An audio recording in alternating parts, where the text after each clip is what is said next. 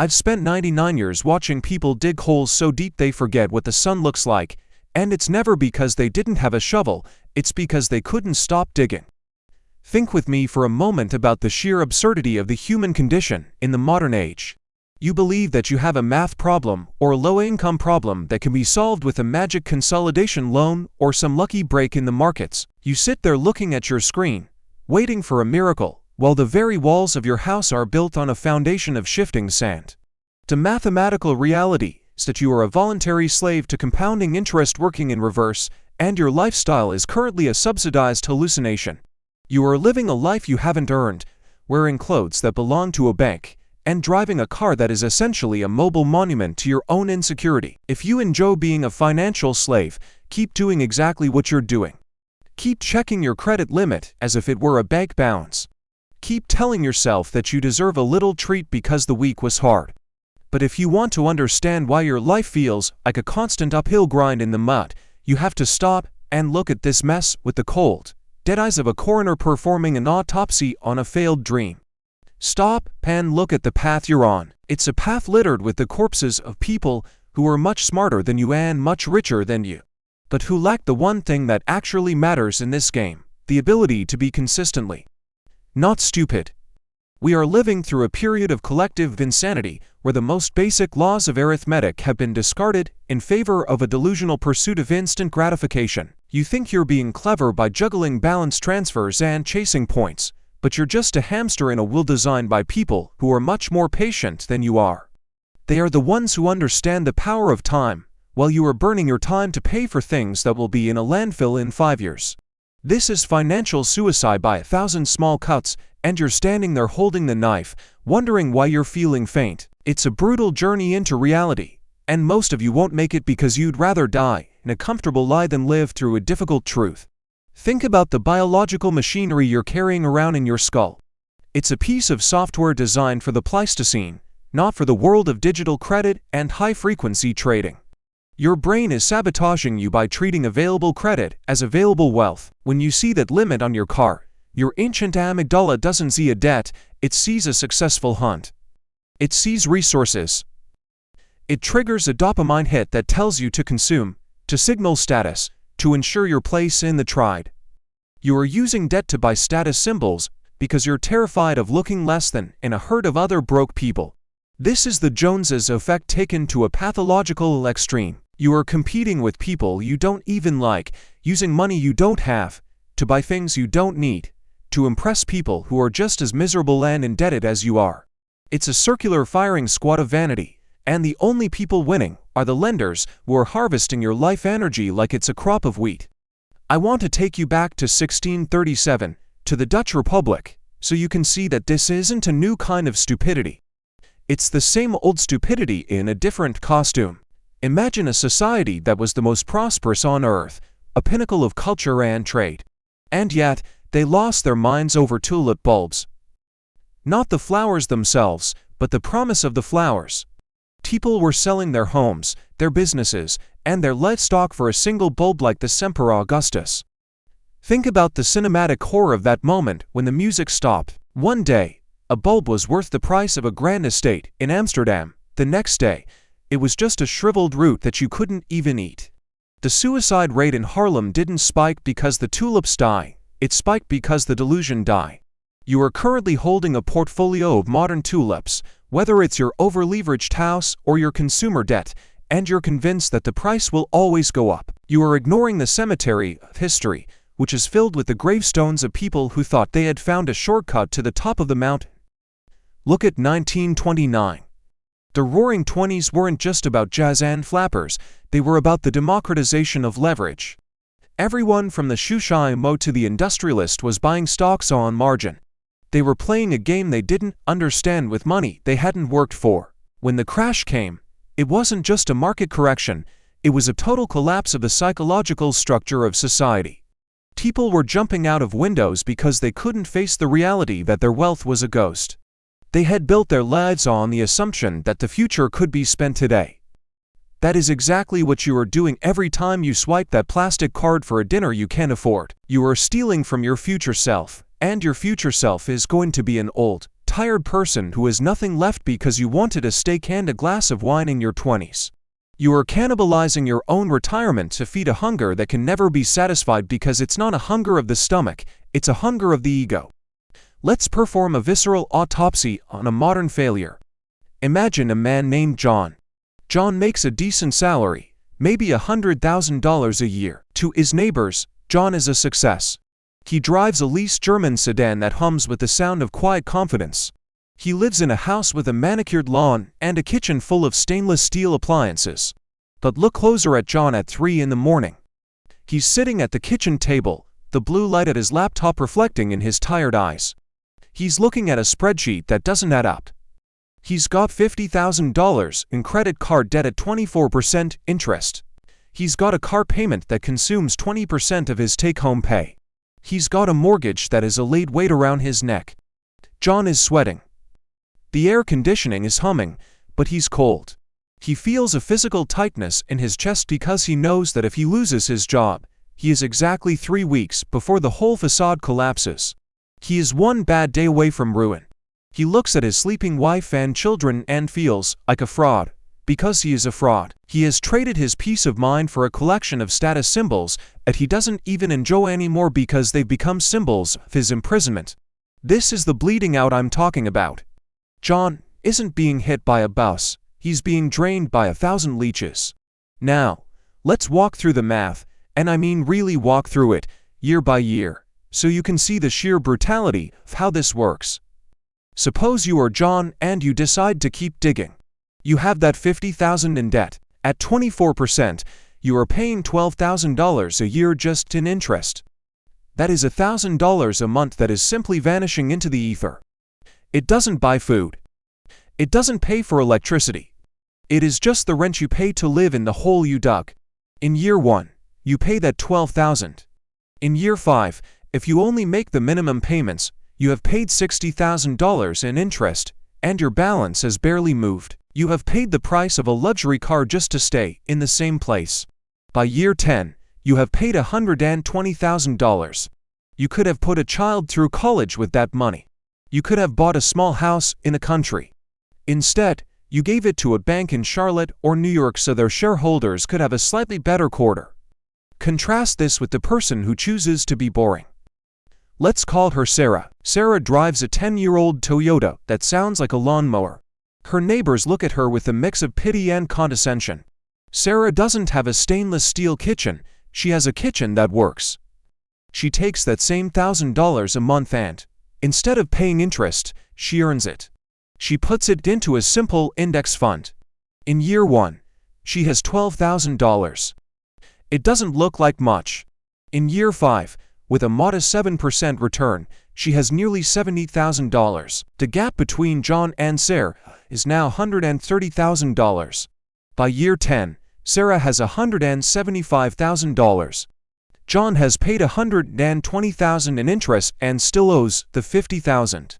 The delta is now over $300,000. By year 20, Sarah is a millionaire. She hasn't done anything brilliant. She hasn't picked a single winning stock.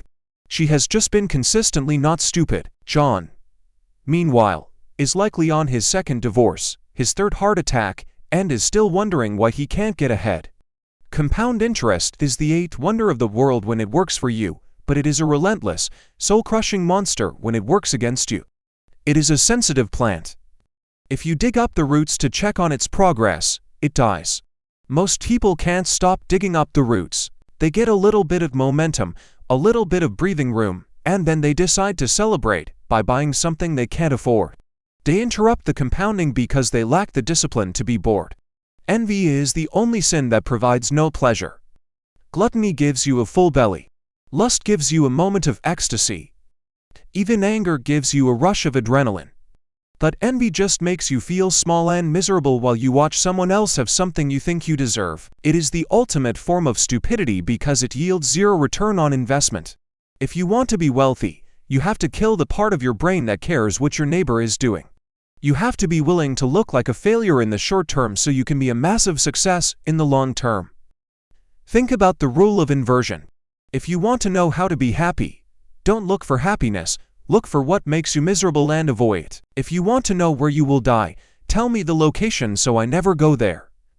Apply this to your finances. What will lead to your ruin? Debt, ego, impatience, and complexity. If you avoid those four things, you will almost certainly end up wealthy.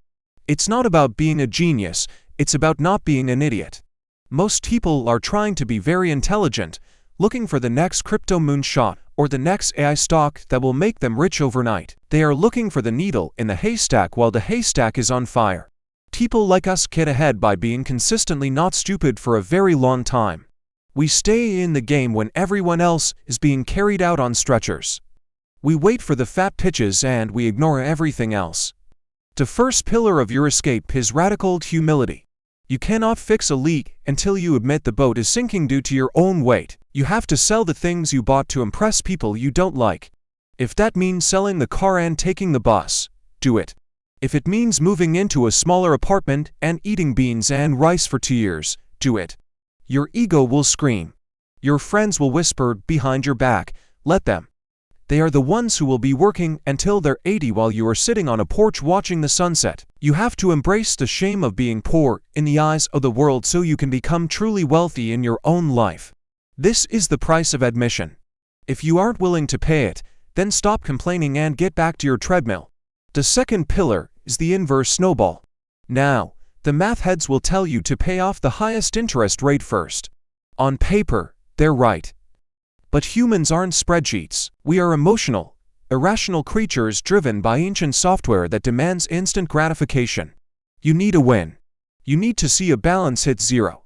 Take your smallest debt, whether it's a $200 medical bill or a $500 credit card, and kill it with everything you have. Feel the dopamine hit of seeing that zero. That win will give you the psychological fuel to move to the next one. This works because it treats the disease of your mind, not just the math of your bank account. You are retraining your brain to find pleasure in progress rather than consumption. You are building a new habit of victory, one small skirmish at a time. The third pillar is the iron buffer. This is the wall that keeps a flat tire from turning back into a credit card bounce. You need a small, boring cash reserve. It's not for investing. It's not for a rainy day. It's for survival. It sits there, earning next to nothing, and that is perfectly fine. Its job isn't to make money, its job is to keep you from going back into the abyss. When the world falls apart, and it will fall apart, that buffer is what allows you to stay calm, while everyone else is panicking. It is the foundation of your freedom. Without it, you are always one unlucky break away from being a slave again. Never touch it. Never borrow from it. It is sacred. Avoid the minefield of stupidity. The biggest terror is impatience. You'll start to see a little progress, you'll have a few $1,000s in the bank, and you'll think, I should invest this in that new coin my nephew told me about. That is not investing, that is a delusion of grandeur. You have no business investing in anything while you have high-interest debt. Your debt is a guaranteed negative return of 20% or more. There is no investment in the world that can reliably beat that. Paying off your debt is the best investment you will ever make. It is a guarantee, tax-free return that improves your life immediately. Don't be the person who tries to run a marathon while their legs are still in casts. The second error is the error of envy. You will see your neighbor get a new truck or a new pool, and you will feel that old itch. You will think, I've been so good for 6 months, I can afford a little treat. That is the moment you fail. That is the moment the sensitive plant of your compounding is ripped out of the ground. You have to learn to love the boredom. You have to find joy in the growing numbers on a screen rather than the shiny objects in your garage. If you can't find pleasure in the process of accumulation, you will never be wealthy, because wealth is what you don't see. Wealth is the cars not bought, the clothes not worn, and the vacations not taken. Wealth is the option to say no to things you don't want to do. It is the ultimate luxury, and you're trading it for a fancy watch. The third error is the error of arrogance. Thinking you've figured it out because you've had a few good months. You haven't figured it out. You are just beginning to unlearn a lifetime of bad programming. You are a recovering addict, and the drug is debt. You have to stay vigilant every single day. The moment you think you're safe is the moment you're most at risk. Stay humble. Stay boring. Keep the grind going until the math becomes so overwhelming that your wealth starts to grow faster than you could ever spend it. That is the tipping point, and it takes decades of discipline to get there. Most people quit at year 5 because they don't see the curve turning up yet. They don't realize they're just inches away from the gold. Debt is the heavy anchor that keeps your ship in the harbor while the tide of compounding interest goes out. You can scream at the wind, you can polish the deck, you can pray to the gods of finance, but as long as that anchor is down, you aren't going anywhere. You are just a stationary target for the storms of life. When the next recession hits, and it will hit, with the same certainty as the seasons, the people with debt will be the ones who are washed away. They will be the ones selling their assets at the bottom of the market just to survive. The people with no debt and a cash buffer will be the ones buying those assets for pennies on the dollar. That is how the world works. It is a massive transfer of wealth from the impatient and the envious to the patient and the disciplined. Which side of that transfer do you want to be on? Remember, it is remarkable how much long-term advantage people like us have gotten by trying to be consistently not stupid, instead of trying to be very intelligent. We don't have to be right all the time, we just have to avoid being catastrophically wrong. We don't have to find the next big thing. We just have to avoid the big mistakes. This is the secret to a long and prosperous life. It's not flashy. It doesn't make for good television. It's just a long, slow grind toward a destination that most people will never reach because they're too busy looking for a shortcut that doesn't exist. So, here is your reality check. Look at your life. Look at your debts. Look at your habits. If you don't change the trajectory you're on, you know exactly where you're going to end up. You'll be 70 years old, tired, and full of regret, wondering where all the money went. It went to the interests of others because you couldn't control your own. It went to the vanities of the present because you couldn't value the freedom of the future. You are standing at a crossroads. One path is easy, well-traveled, and leads to a cliff. The other path is steep, rocky, and lonely, but it leads to the top of the mountain. Be boring. Be patient. Eat the humble pie today so you can own the bakery tomorrow. The world is full of people who want to look rich. Be the person who actually is rich, and keep it to yourself. That is the Munger way, and it has served me well for nearly a century. If you're smart, you'll stop digging and start climbing. If you're not, well, the cemetery is always looking for new residents. Think about the sheer weight of the history you are ignoring.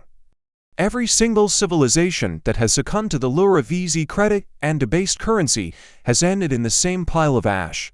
Why do you think you are different? Why do you think your little corner of the world is exempt from the laws of nature? You are part of an ecosystem, and in this ecosystem, the parasites are the ones who encourage you to live beyond your means. They are the ones who tell you that you can have it all now and pay for it later. They are lying to you. You pay for it now with your freedom, and you pay for it later with your ruin. There is no such thing as a free lunch, and if you think you've found one, you are the lunch. I've watched the cycles come and go. I've seen the Nifty 50, the dot-com bubble, the housing crisis, and whatever the hell is going on right now. Each time, the story is the same. People think they've found a new era where the old rules don't apply. They think they can leverage their way to greatness. And each time, the reality of the math comes back to haunt them. You cannot borrow your way to wealth. You can only earn and save your way there. Everything else is a shell game.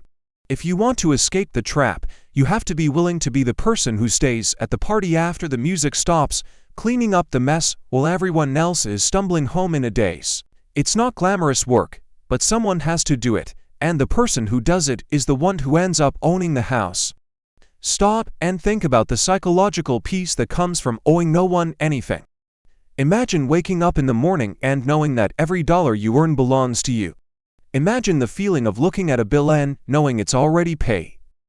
That is a level of luxury that no fancy car or expensive watch can ever provide. It is the luxury of a quiet mind. It is the luxury of being able to look the world in the eye and say no. Most of you have forgotten what that feels like, or you've never known it at all. You've been in the trenches so long you've started to think the mud is comfortable. It isn't. It's a slow death. The journey out of the abyss is not a sprint, it's a marathon through a desert. There will be times when you want to quit. There will be times when you see others zooming past you in their leased Ferraris and you'll feel like a fool. But remember the math. Remember Sarah and John. Remember the tulips and the ticker tape of 1929. The world is a cruel teacher, and it gives the test before the lesson. I'm giving you the lesson now so you can survive the test. Take the long view. Think in decades, not in days. Be the turtle in a world of hares who are running toward a cliff. It is better to be a boring winner than a spectacular loser. I'll leave you with this. In 99 years, I've learned that the most important asset you have is your own character. If you are the kind of person who can defer gratification, who can ignore the herd, and who can stay disciplined in the face of temptation, you are already ahead of 99% of the population. The money will follow the character. If you don't have the character, the money will only make your ruin more spectacular. So, fix the person in the mirror first. Stop digging. Start climbing. And for heaven's sake, stop being stupid. It's the most expensive habit you have, and it's the only one that will never pay you back. Be boring. Be patient. Survive. That is the only way to win the game.